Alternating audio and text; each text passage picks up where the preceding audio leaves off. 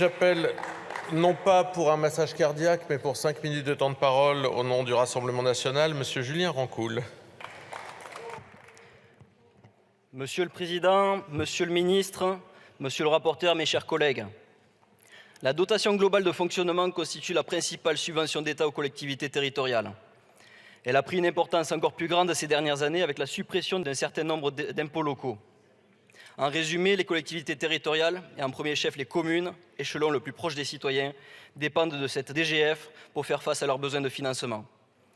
Créée en 1979, la DGF a été indexée sur l'inflation jusqu'en 2011. Elle ne l'est désormais donc plus, alors même que l'inflation n'a jamais été aussi forte. Cette inflation exceptionnelle rogne les budgets des collectivités territoriales dans des proportions très importantes et le gouvernement reste sans réaction. Beaucoup de communes souffrent et c'est pourquoi je tiens à saluer tous les maires qui se battent chaque jour pour parvenir à payer leurs factures.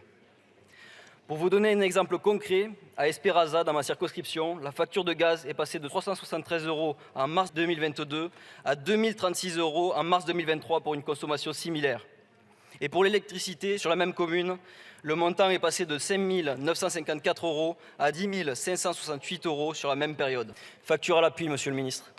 Inutile de vous dire que les 1,2% d'augmentation de l'enveloppe nationale de la DGF pour l'ensemble des collectivités en 2023 ne sont pas du tout à la hauteur des attentes. Par ailleurs, il est important de souligner que ce sont les plus petites communes des zones rurales qui sont les plus touchées par l'inflation. L'étude de l'Association des maires de France et de la Banque postale de novembre 2022 précise que les charges à caractère général, notamment les achats de matières et fournitures énergétiques, varient de 45% pour les communes de plus de 100 000 habitants à 52% pour les strates des communes de 500 à 2 000 habitants.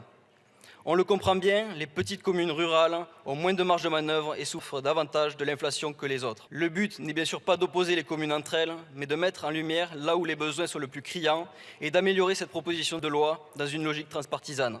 C'est pourquoi le groupe RN proposera aussi d'indexer sur l'inflation la dotation d'équipement des territoires ruraux, dite DETR, qui est aujourd'hui la ressource indispensable pour garantir les investissements des petites communes. Très clairement, au Rassemblement national, nous assumons ce choix car nous croyons aux collectivités locales, aux communes et aux plus petites d'entre elles. Nous pensons en effet que les plus petites communes font la richesse de nos territoires, que nous devons les chérir et que nous devons les soutenir.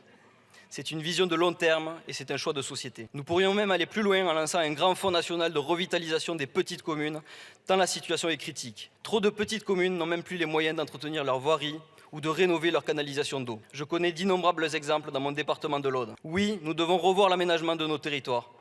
Dans la France de demain, il faudra dynamiser les zones rurales, car nous ne pourrons pas tous vivre dans les villes. Nos campagnes sont des territoires d'avenir.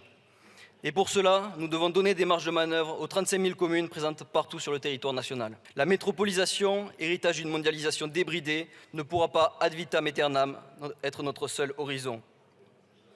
Cela n'est ni viable économiquement, ni viable socialement, mais aussi intenable d'un point de vue écologique.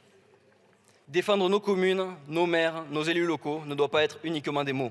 Défendre nos communes, nos maires, nos élus locaux, ce n'est pas réduire la DGF pendant des années comme l'a fait la gauche au pouvoir de 2012 à 2017. Défendre nos communes, nos maires, nos élus locaux, c'est leur donner des moyens financiers pour investir économiquement. François Mauriac écrivait au siècle dernier que Paris est une solitude peuplée et que les villes de province sont des déserts sans solitude. Mes chers collègues, faisons en sorte que nos villes et nos villages soient tout, sauf des déserts économiques sans moyens et deviennent, au contraire, l'avant-garde d'une redynamisation de nos territoires au service des Français et au service de la France de demain. Le Rassemblement national soutient donc cette proposition de loi qui, malheureusement, n'aura pas le temps d'être votée lors de cette session. Le mépris du gouvernement et le déni de démocratie de la majorité auront encore frappé. Comme pour la réforme des retraites, comme pour le PLF, comme pour la réintégration des soignants suspendus en novembre dernier, vous empêchez cette Assemblée de délibérer en faisant de l'obstruction parlementaire. Ce texte de haute importance avait pourtant été adopté en commission. Les maires sauront se rappeler de votre trahison. Je vous remercie.